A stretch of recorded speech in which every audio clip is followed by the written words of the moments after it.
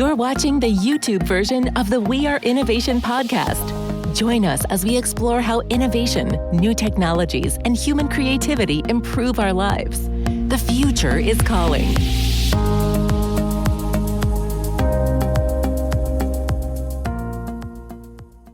Hi, I'm Federico Fernández. Welcome to a new episode of the We Are Innovation podcast. Today, we are going to talk about cryptocurrency, blockchain technology, and citizenship by investment programs. And for that, I am accompanied by Joey Langenbrunner. Joey is an entrepreneur and diplomat who has made significant contributions to the blockchain industry and investment migration sector. He is a strong advocate for a second citizenship and has been working on the Bitcoin space for several years now. Joey, welcome to the We Are Innovation podcast. It's an absolute pleasure to be here, and thank you so much for having me. No, it's our pleasure, really. Thank you very much for your time. And to begin with, I just introduced you as both an entrepreneur and a diplomat. And I wanted to ask you if you could, let's say, walk us through your journey from your origins in the US to becoming an advocate for digital sovereignty and second citizenship.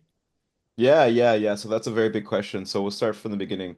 In the Bitcoin world, we like to say we're class of something, and it's the year that we got in, right? So I'm class of 2016. So not crazy early, but definitely not late. And I definitely have a decent amount of experience in the space.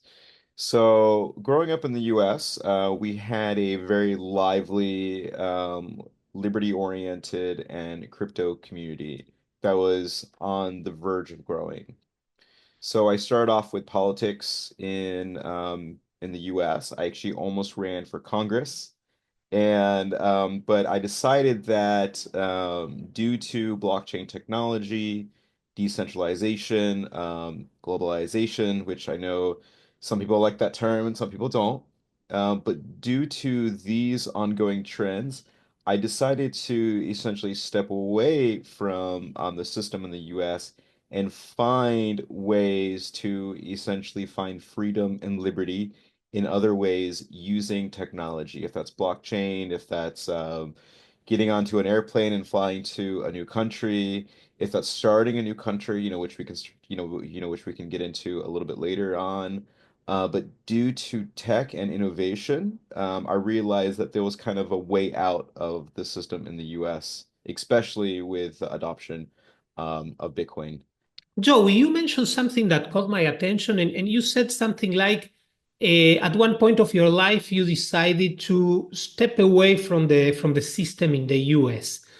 I'm not an American citizen, but the general impression, at least from non-Americans, is that the U.S. has a working system.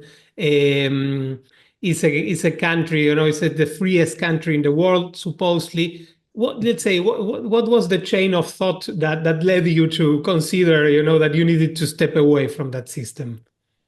Yeah, no, thank you. That's a very, very loaded question. Because we don't want to get too political here, but I mean, I would assume that most of your audience is more liberty oriented. Um, but I would say is that things are changing. So due to technology, the internet, globalization, which is again is a loaded term, especially in the US. Half the people like it, half the people don't. The current administration does not like that term. But because of these things, it shows that we have a buffet of options when it comes to jurisdictions. And also, due to technology, we can essentially opt out in certain ways, right? So when it comes to the finance industry, when it comes to, um, let's say, starting a business, these things, technology can help us separate from the current system. And let me give you some concrete examples instead of being so broad. So, of course, I'm sure your listeners know the power of decentralized finance, and you could take out loans, you can do et cetera, et cetera. I don't want to get too much into it. I'm not a crazy Bitcoin expert or anything like that, but I've been in the space for a long time. I'm more like on the business side of things. But even with AI today, you can have AI agents that can just do so much work for you. So you don't necessarily need to hire in your home country. You don't necessarily need to even hire abroad. You can just be living anywhere and just have a bunch of AI agents. So because of technology, we can essentially be a little bit more decentralized and have certain areas with the system that we can essentially distance ourselves, if that makes sense. So when it comes to a situation like that, it is only logical, in my opinion, to essentially distance yourself from your current system and find ways that you can do certain things better, right? So like that was just kind of like my train of thinking, especially with blockchain technology. It just made sense. You don't necessarily it doesn't matter so much if you are an American, if you are British, if you are Moroccan, if you're Chinese. It matters a bit, and we definitely saw that during the COVID pandemic. But due to the internet, things are a little bit more equal, and we need to realize this, and we need to understand this when it comes to competition. Americans are not just competing with other Americans, but we are competing with Turks. We're competing with Indians. We're competing with Colombians now. And so we really need to step our game up. So if you're not stepping your game up, then I really caution you because you have to step up your game. You have to use the technology we have these days to essentially create your own sovereignty and really help outcompete, because that is kind of like the game and the situation that we're dealing with.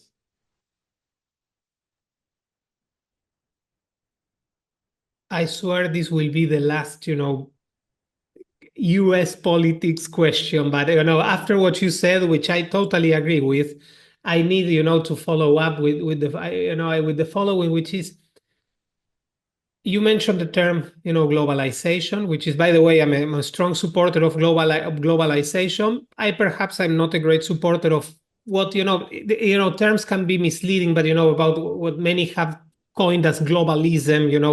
I am not a great fan of, let's say, supranational organizations, dictating a lot of aspects of our life. But, globalization as a process that has, made the world smaller in a good way and made us all closer. I think it's fantastic, and it's something, we're very blessed to be living in this time. But you were saying about stepping up your game, and we are taping this by the end of March, beginning of April. Maybe the US, hits most countries in the world, many countries in the world. We don't know, with severe tariffs.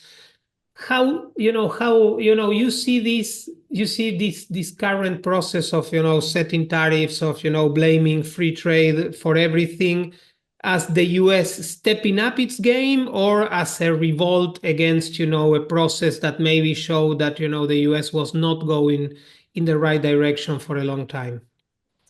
To answer that question in the best of way, I would have to understand Trump's like 40 stress or like 40 chess strategy.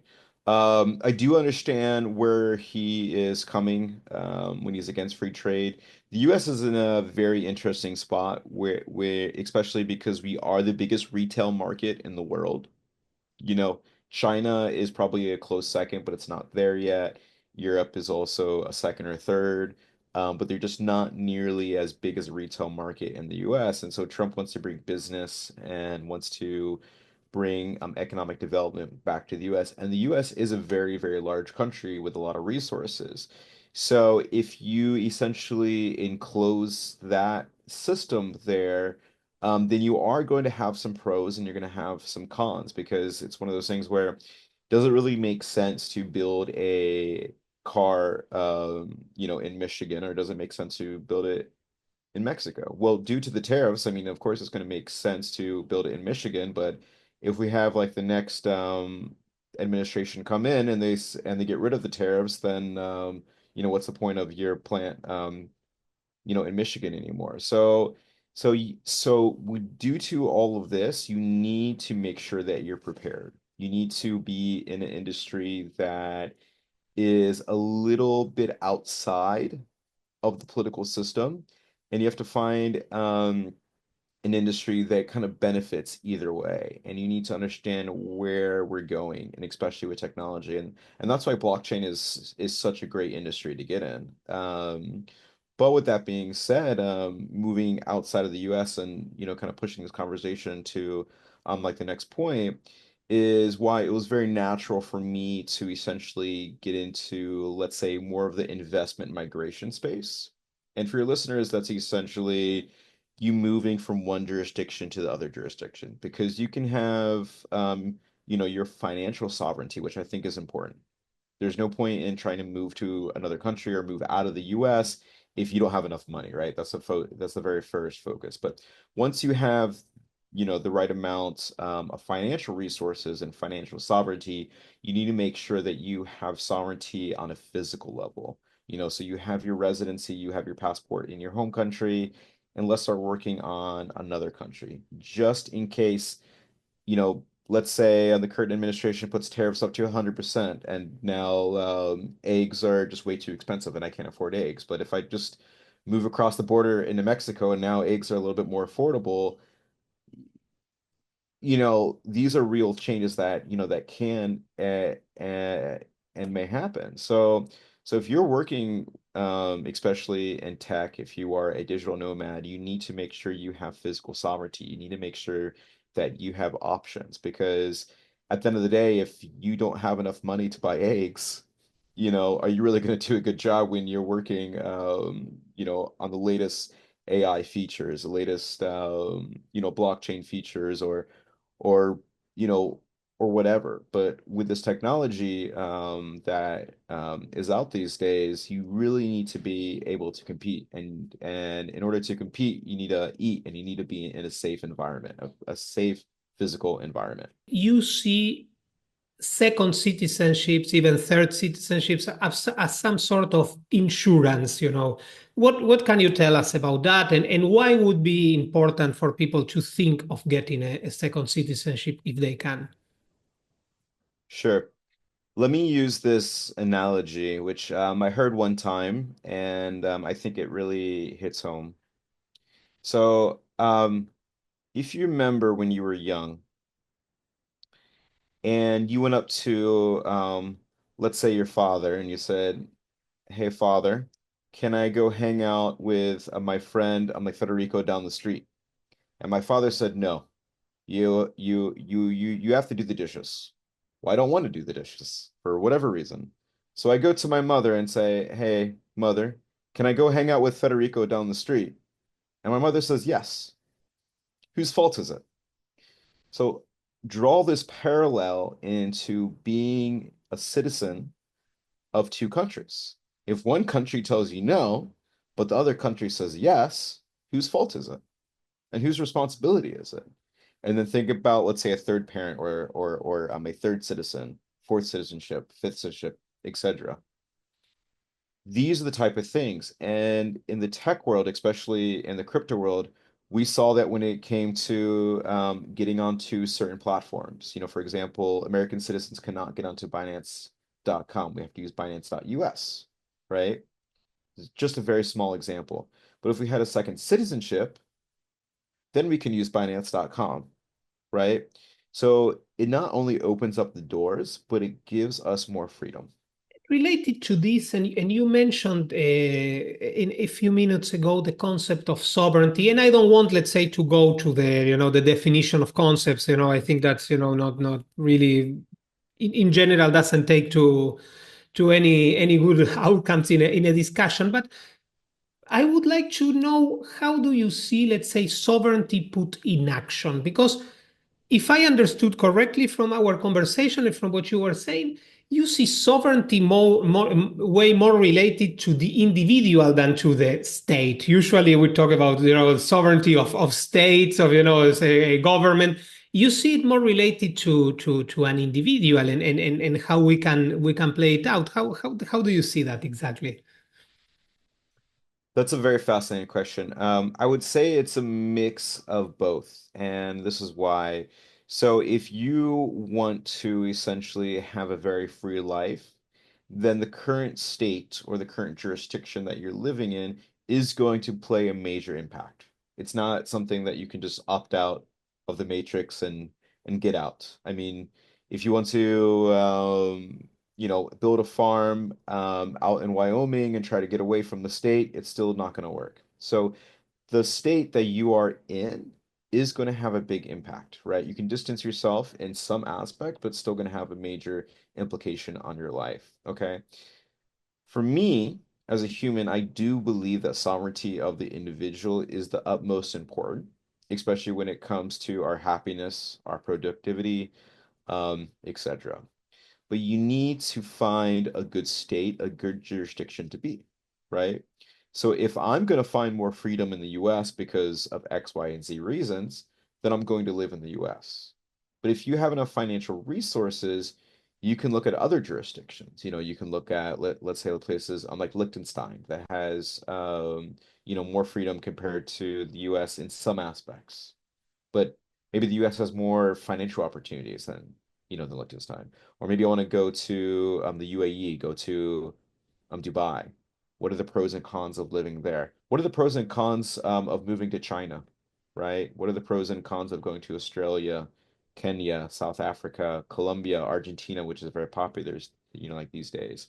So there are major implications of what state that you live in that's going to have a huge impact on you.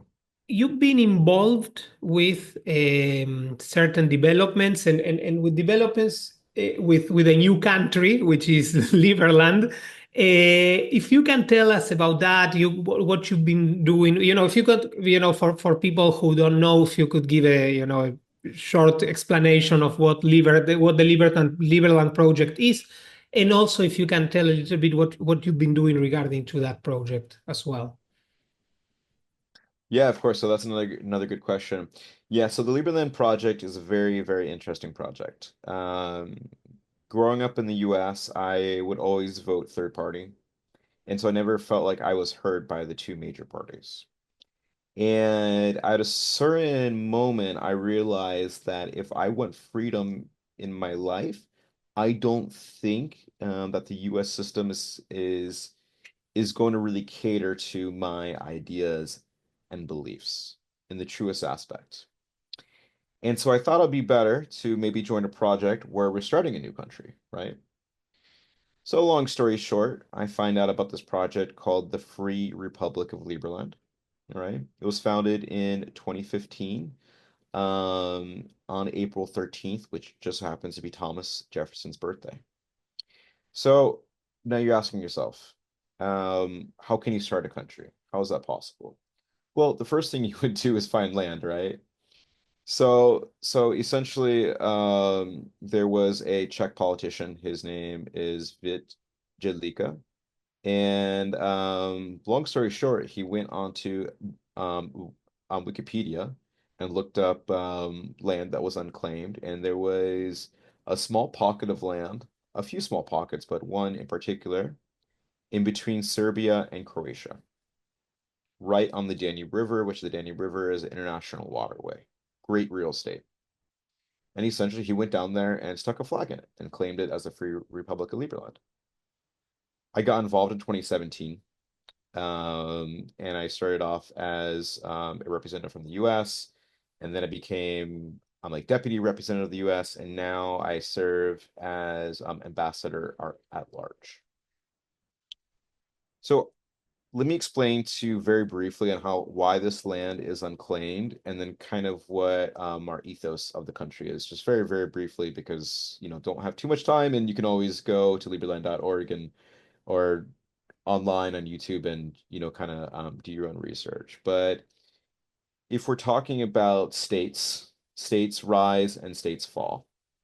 Okay, so when Yugoslavia fell, which basically included Serbia and Croatia, when it fell, long story short, there was a border dispute and there was a pocket of land where they both did not claim for a bit complex reasons, and essentially it was claimed.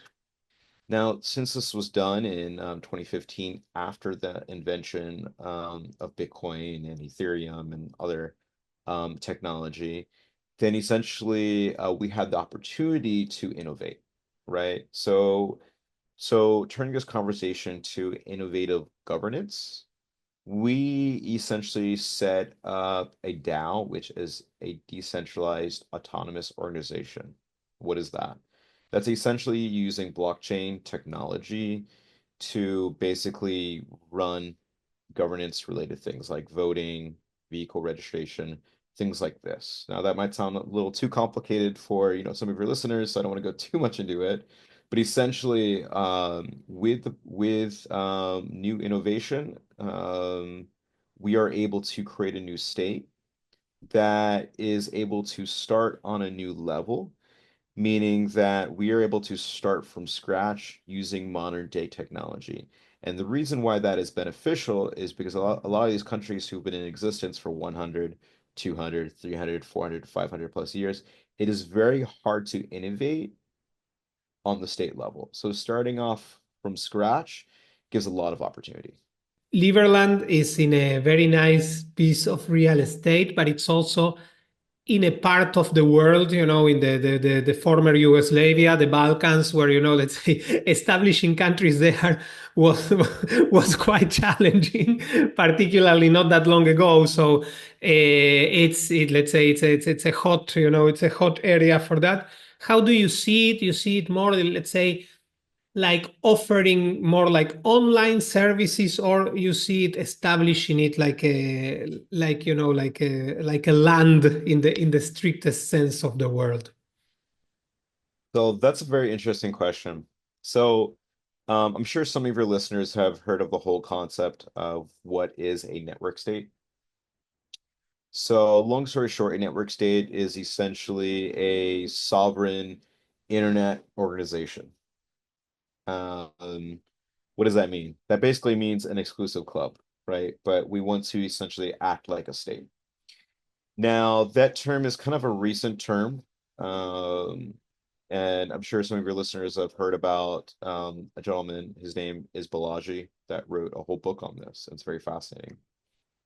So at this stage, and why I bring up the whole concept of what a network state is, that's essentially what Liberland is kind of right now. It's essentially, I would say, probably one of the most successful network states. But with that being said, we're not looking to be a network state. And we really won't call ourselves that because our intention is to create a state with sovereign territory that's tied to the land. At this stage, we do have access to the land. We do have people there that have been there for maybe almost 2 years now. We've had continuous settlement, so it is a very real project. But then you have to ask yourself, what is a real country? How do you establish a real country? And I would say that that would be determined by the UN. So in my involvement with the Free Republic of Liberland, I've been involved with, let's say, various diplomatic missions. So, for example, a famous one that we did is that we visited El Salvador, after they passed the whole Bitcoin thing, and we had meetings with high up people in the government. We have connections to Malay and Argentina, and then there's a few other jurisdictions that I would say is on the down low, you know. And we've been recognized by a few states. Probably one of the most famous one of the first one that we have mutual recognition with is Somaliland, which is also another state, another jurisdiction that is also trying to get sovereignty as well. And I'm sure they will get sovereignty within the next maybe 5, 10 years. So when you're asking to go back to your original question, where do I see Liberland in 5 to 10 years? I would say that we would continue to work up our reputation on the international stage. And I'm sure we'll get a few other countries, maybe Argentina, to eventually recognize Liberland. And this is one of those situations where it is, I might get in trouble for saying this, but it's essentially one big LARP until it's not. right? And LARP is basically like live action role playing. I'm sure like some of us have done that when we were young. But that's really any project, any startup, right? So you basically LARP until it's actually real. So, so when we're there sitting with prime ministers or having meetings with various diplomats, I mean, it's real, right?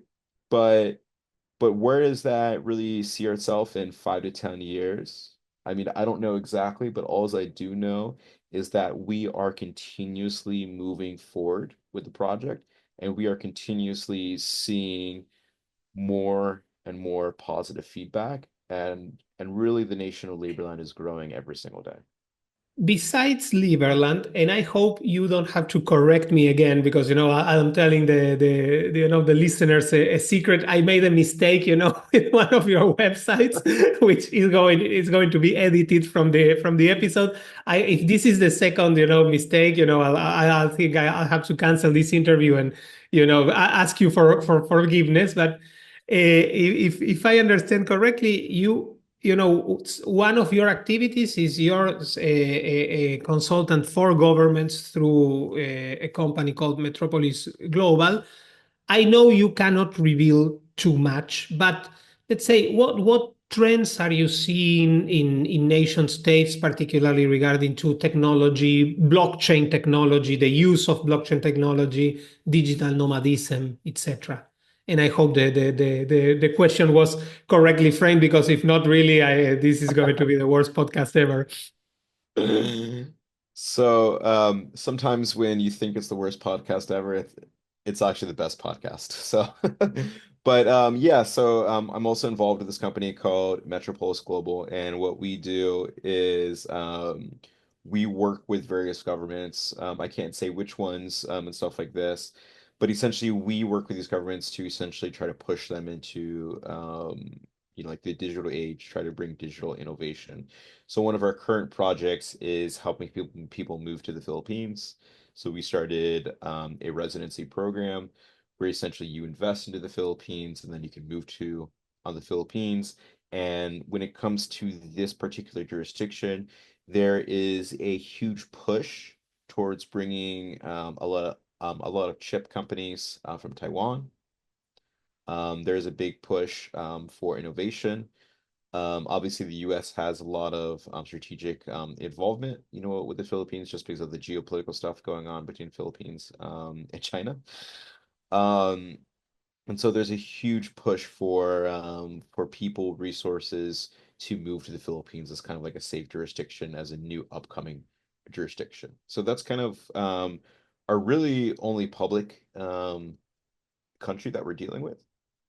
But it is very important to essentially to push innovative technologies and help bring countries into the digital age. And so that's essentially what we do there. And you're also involved in another project that has to do with helping people reclaiming, let's say, their European citizenship, through ancestry. What can you tell us about that? And also, what can you tell us about interesting countries in Europe? Because, I am based in Europe right now, although I'm not originally from here. And, let's say Europe at this moment probably doesn't have the best reputation as you know, for freedom loving and entrepreneurial people. Yeah, so I started a consulting firm called DNA Citizen, and we're mostly targeting Americans and Canadians and people kind of in the Americas. And essentially, what we do is that we help people reclaim their heritage. So for example, if they had Italian heritage, if they had German heritage, Irish heritage, or even Mexican heritage or Colombian heritage or things like this, reclaim that as a kind of easy second passport to get. Now our biggest customers are in Europe for many reasons, and it's funny that you bring up the whole concept of freedom. Um, Freedom looks different to everybody, right? So the kind of freedom that American can get in Europe is going to be very different than what a European might look for freedom in Europe. There are reasons why Europeans will come to the US, and there's reasons why Americans will go to Europe. They're going there for more freedom and for more opportunity. So, like for an American, if they're reclaiming, so like let's say you have someone with Italian descent and they get their Italian passport, now they have the ability to live in all of Europe, right? So not only do they have opportunities in the US, but now they have opportunities in Europe. That is a direct increase in their freedom, right? And also, Europe has different values than the US. And so, especially with the current administration, people who are more left-leaning are seeking out my services because they see Europe as a place that have better values. Obviously, you don't want to get too political. Business is business, right? So when it comes to freedom, different countries offer different things, right? It's not necessarily always greener on the other side. It's typically greener where you water, but if you have a better environment, the grass can grow greener. Sorry for the dumb analogy, but this is usually what I like to do. So when it comes to, let's say, jurisdictions in Europe that maybe I like or I see positive, I do see a huge influx of people and capital before the war in Ukraine. Unfortunately, was going from west to east because the East remembers, what communism is. They remember what socialism is. They remember what Marxism is, and so they have more of a liberty mind. And so they typically have lower tax rates, typically easier to do business. Obviously, Estonia is probably the top of the list there. Especially with their e-residency program, probably one of the most innovative countries in Europe, to be honest. And other countries in Europe should just copy and paste that model for sure. And I know Latvia is trying to do that in some degree. But there's a reason why you see a country like Poland, right? That on a GDP, per capita basis is almost on the level of the UK or basically there. So what I see is that once this war between Ukraine and Russia end, which with our current administration here in the US, he's definitely pushing it to end. I believe that we are going to see an increase of capital go from Western Europe or from the West in general back towards Eastern Europe. So I am very, let's use the term bullish, which we use in the crypto space, but meaning I'm very enthusiastic about Eastern Europe. You know, if that's Poland, if that is Estonia, even if that is Ukraine in many ways. Like sometimes we'll use the term like buy the dip. I mean, it's going to be a great place to invest and start businesses and bring capital back into Ukraine and hopefully get economic activity going. And especially in a country that is going to be so badly needed. So capital is going to go there. And when it comes to, let's say, my favorite jurisdiction in Eastern Europe, I am incredibly bullish on, let's say, a country like Montenegro. Not only is it absolutely beautiful, but they are not part of the EU. And so they are not tied to a lot of the rules and regulations of the EU. But with that being said, it is right next to the EU. So when it comes to trade, doing business with the EU, it does have a lot of benefits. And so I'm very, very bullish on that particular jurisdiction. But with that being said, I do think Switzerland is just always going to be just kind of top the top. And I say that's because, as some of you guys might know, they are part of Schengen, which basically means the freedom of movement and people, in Europe, but they're not part of the EU as well. Um, so it really depends on what you're looking for. If you're looking for low taxes and not a lot of state interference, I think Montenegro is great. Maybe Serbia to some sort of extent, and then maybe Romania or Poland or Estonia, but that's still part of the EU. So it really depends on what you're looking for. But I think Switzerland is going to always have a huge advantage, just because it just has such a good name for itself. One question I wanted to ask you it has to do with, what critics have raised, many times regarding programs such as citizenship by investment, having second citizenship, relocating in a different country. And, some people claim these, are avenues for tax fraud, even for money laundering. I mean, the same has been said many times and will be said probably forever about cryptocurrencies. What would you say to people who have these concerns? So when it comes to these investment migration programs, which is kind of like an industry term when it comes to these citizenship by investment programs or these residency by investment, or very popular, let's say the golden visa programs in Europe, especially in Portugal, is probably the most famous. And in Spain, they're actually getting rid of the golden visa program because of, let's say, not the best look politically. When it comes to money laundering, it's very, very difficult to do that when you are trying to move a lot of money. Okay. And what I mean by that is when it comes to these programs, let's say like the Portuguese Golden Visa program, where you have to invest about $500,000 into a fund and then you get residency and then eventually citizenship, or you can apply for citizenship after 5 years. Or probably the biggest example is in the island nation of Malta, where you can outright buy their passport. It takes about a year or 3 years, depending on the amount of investment, but the total investment is like 1.1 or 1.2 billion euro, depending on the exchange rate. When these countries are going through your application, due to the rules and regulations of not just the EU, but in those countries, because they want to essentially they want to look good. They don't want to end up like the Panama Papers, right? They want to essentially have a very positive outlook. They're going to do extreme due diligence on you. They're not going to only look into, like do background checks. Of course, they're going to make sure you're not wanted by, like Interpol or the FBI, or you've been, or even if you declared bankruptcy before, that's an issue. They're going to do a lot of due diligence on you.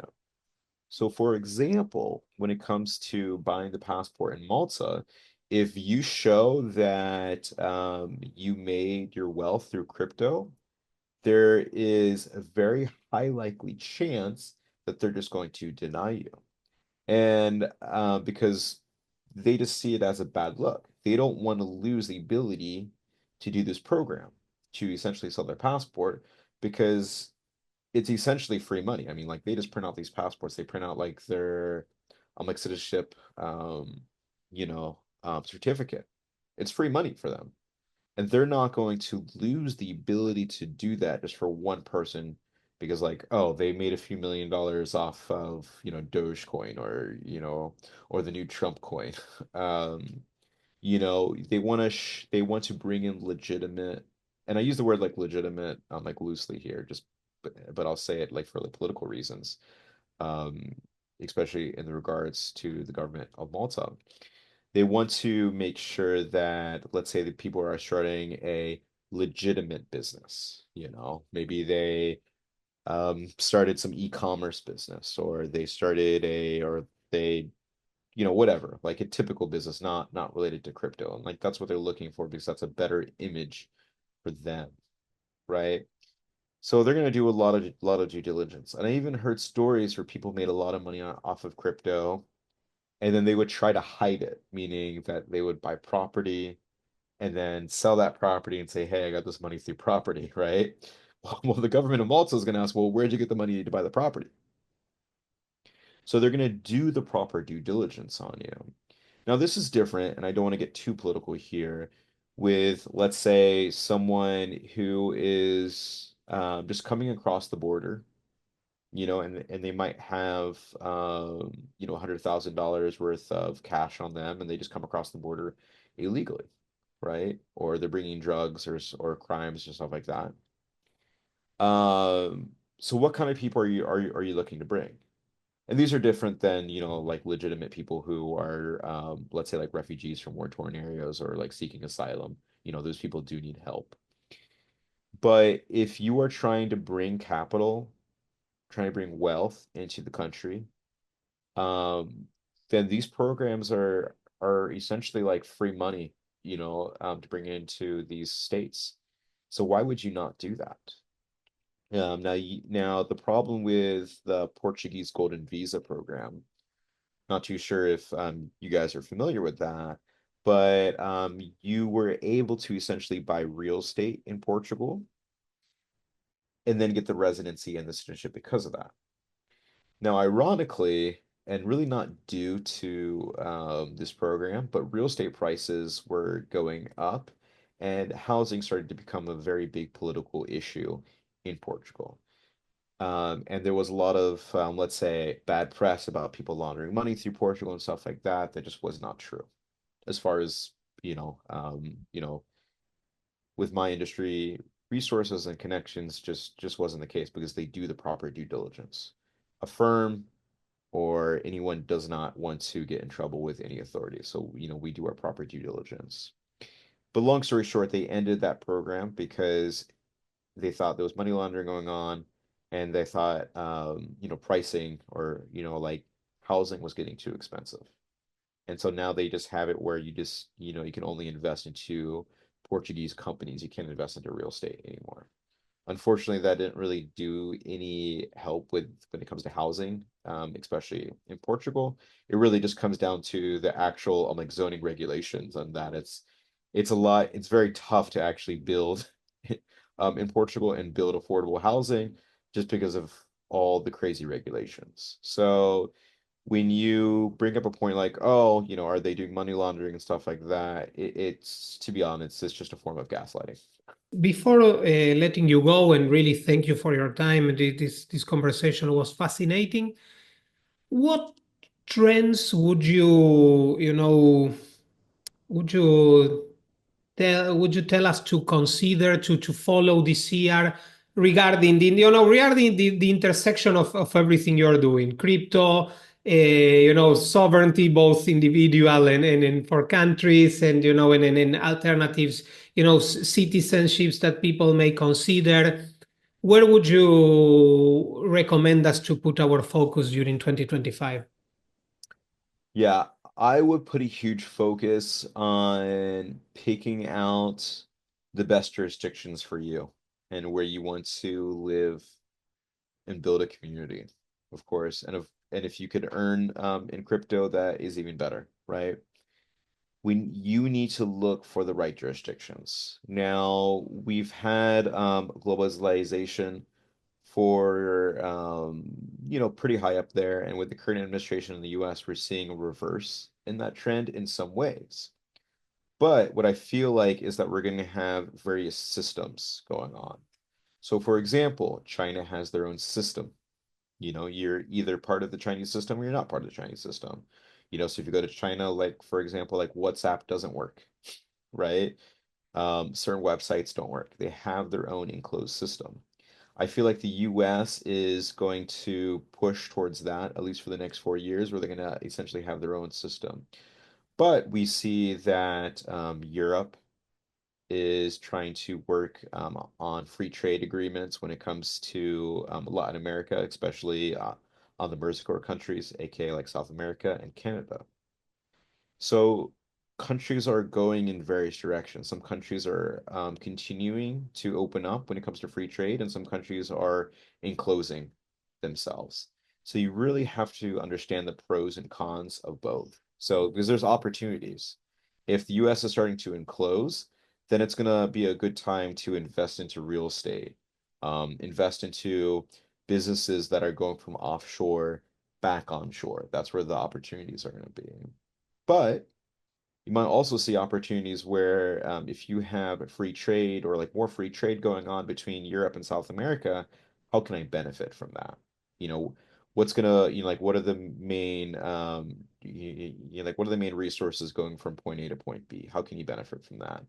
So you need to really look into what industry you are, what you're looking out for a jurisdiction and finding the best place to prosper. Joey, thank you very much for your time. We'll put a link to your website on the description of the episode so people, can, let's say, follow what you're doing and be in touch with you. And thank you, everybody who tuned in for today's episode of the We Are Innovation podcast. If you enjoyed our conversation, please remember to subscribe on your whatever platform you use to listen to podcasts. Also, you can find us on YouTube for this, where this podcast is there, but also there are other material that We Are Innovation and Somos Innovación, our Spanish-speaking branch, produces. And until the next episode, keep innovating and expanding your horizons.